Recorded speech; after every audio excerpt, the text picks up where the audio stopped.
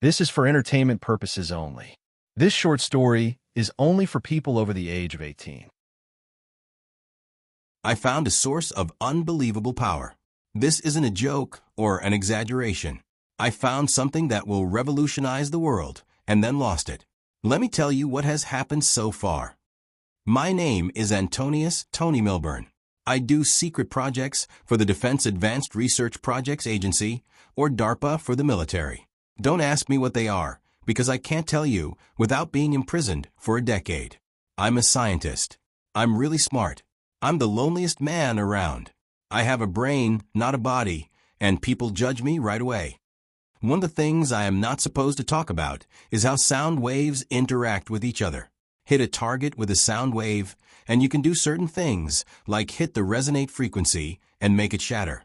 With two sound waves hitting something, and you can make microscopic holes where the waves combine. This can heat something up faster than a laser. It was when you combined three frequencies, something happens. Scientifically, in my spare bedroom, on my test bench, I combined 396 Hz, 444 Hz, and 528 Hz, and then played with their intensity. Why am I doing this? At work, I found these frequencies created light.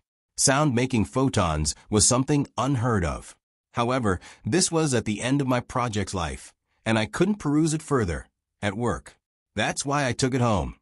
There was light, and then there was something more than light. It was like a sphere, a hole, a portal to somewhere that was white, but you could just make out something on the other side. I quickly looked for something to chuck into the hole and see if it was real. I don't know why I grabbed my 1-inch tungsten cube, but I did and tossed it into the hole. It hovered in the portal, starting to spin. Then there was a blinding flash of light. When I could see again, I was amazed that there was light coming from my test bench. A golden light like a warm light bulb-like color, but looked like a miniature sun. 2 layers of golden glow, but no heat, just light. I pulled out my 3-year-old, slow, and crappy cell phone to take a picture. I got too close, and the cell phone touched the globe. This power globe did something to my phone. In the months since doing this, I have not needed to charge my phone, ever. It works beyond perfect. This old phone now runs 10 times faster than new phones. It has storage that shouldn't exist. Everything on my phone works 10 times better than it should. I was confused at the fact this power globe could do this. I grabbed my electric razor, which had a crappy battery in it too, and touched it to the globe. I turned on the razor and gave it a try on my face. I've never had such a smooth cut. Not only that, I left the thing running, and after 30 minutes it was still going. The globe upped the power and function of a razor. From my can opener to TV remote, the power globe amped up everything. Even something as simple as a kitchen knife became incredibly sharp, and no matter what, I couldn't dull it. It seemed anything with a function from my flickering computer monitor to an alarm clock that would slow over time became perfect from the power globe. I tried it on food, but that did nothing. I tried it on my refrigerator, and the motor stopped rattling and only made a barely detectable hum. It didn't work on fixing my favorite t-shirt.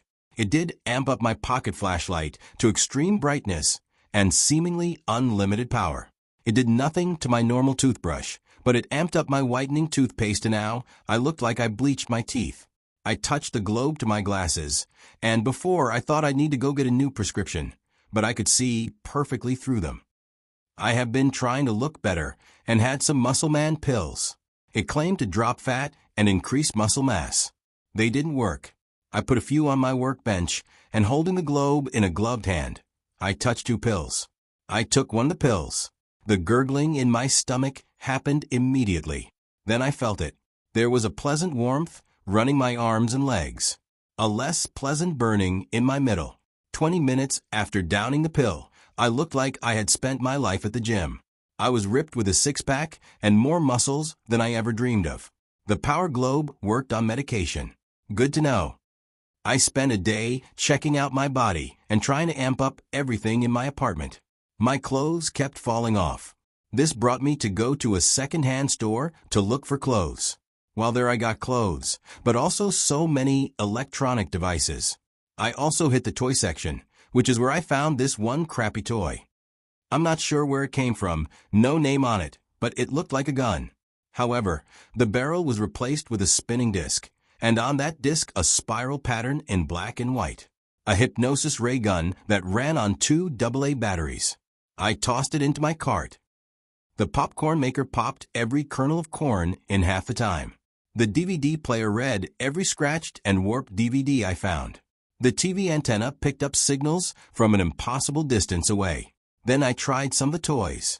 The Nerf gun previously could barely get the dart out the barrel, but after the power globe it shot out that foam dart so hard it left a mark on the far wall.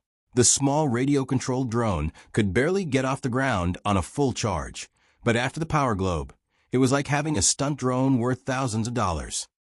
The hypnosis ray gun was a different subject. How do I test it? Then I heard my neighbor Lydia Carlson coming home. She's loud, especially on her phone. Blonde hair, blue eyes, and a slim figure. She was younger and far better looking than me. She was also perfect for my test. I opened my front door to the small hallway with Lydia next to mine. I heard her saying, "I wouldn't date him if my life depended on it. The guy doesn't make enough money anyhow." Lydia heard me open my door as she got her keys out for her door. She looked at me, and I pulled the trigger on the hypnosis ray gun. She instantly looked at the spiral, and her eyes went wide before then went sleepy. "Tell your friend you got to go, and hang up," I said quietly. Lydia put the phone to her head and said, "I have got to go and hang up." Thankfully, she did disconnect the call before her arm hung limply at her side. Did I truly have command over her? It was time to test it. "Come into my place," I said, and Lydia did as she was told. I was acting on impulse at this point. I had no idea what I should do, but I had a sexy slim woman seemingly under my power, so I tested her out. Off went her clothes. Down on her knees she went. Open was her mouth. "Give me the best blowjob ever," I said to the zoned-out woman. She did. Before then, I could have counted on one hand, with fingers left over the number of times a woman has given me a blowjob. None of them were as good as Lydia. I didn't last long and told Lydia that. She didn't change her pace or technique, and I made a mess, mostly on her. I was done. I haven't had much sex in my life, and a blowjob from a sexy slim blonde was great. I just needed to test more before I did anything else. I made Lydia get cleaned up and then dressed. Not sure if I could erase memories, I let her think that giving me a BJ was on impulse, and she really enjoyed it. I also made sure I could call her and have her come over whenever I wanted. Then I woke her up. "Tony," Lydia said with a grin, wiping the side of her mouth of something I couldn't see. "that was fun. You know, if you ever want to do it again, and I'm in the mood, give me a ring. I'll be right over." There were so many things I wanted to test. I got a pump that was expected to increase a man's manhood, with a touch from a power globe, and I now have a monster dong after one use. A stretching device intended to give you more height, and with a touch from a power globe, and I grew 6 inches. Lotion that was intended to make you look 10 years younger did just that, and then some, making me look like I'm in my late 20s. Hair dye to give me back my dark black hair that I never had, but it covered up the gray and looked natural. I didn't just test myself, but Lydia too. The hypnosis ray gun let me have total control over her mind. I could warp her personality and feelings and memories and everything else to whatever I desired. I gave her a muscle pill to see her fat drop and her muscles grow. Then I gave her another and another. By the time I was done, Lydia looked somewhere between a fitness model and a female bodybuilder. The beauty cream she put on her face gave her the look of a supermodel. The lotion to increase her breast size expanded her mouth-watering chest spheres to the same size as her head. All the while, Lydia was in complete and total obedience and servitude to me. After a month, I had Lydia have over one of her friends, Regina Walter. Regina was sexy, but not as sexy as Lydia. One wave of my hypnosis ray gun, and Regina was mine. I didn't feel bad at all having possession over 2 sexy women. After feeding Regina plenty of muscle pills, slathering on the cream, and massaging in the lotion on her breasts, Regina was a near twin of Lydia. Of course, I made love to Regina and Lydia at the same time. Those two became bisexual lovers, while I did whatever I wanted with them. While they were pleasuring each other, they could also pleasure me, which they did, over and over again. We were all hot, sweaty, and drenched in other fluids. A mess after a few hours. Lydia and Regina were often with me in bed at night. None of us would be wearing clothes. After a month, I wanted more than just Lydia and Regina. I had Lydia host a party for her friends. Regina helped. In a week, there were 10 sexy women over at Lydia's place, ready for gossip and movies. Then I was called over. I brought the hypnosis ray gun. I got them all. One quick pass to get them all stuck, and then a longer gaze into the hypnosis ray gun to control them all completely. Or so I thought. Lydia and Regina gave them the makeover treatment, making them super sexy. I gave them all commands to be bisexual and want to please me. Then off to bed. We broke Lydia's bed. That's what happens when there are more people than the frame can handle.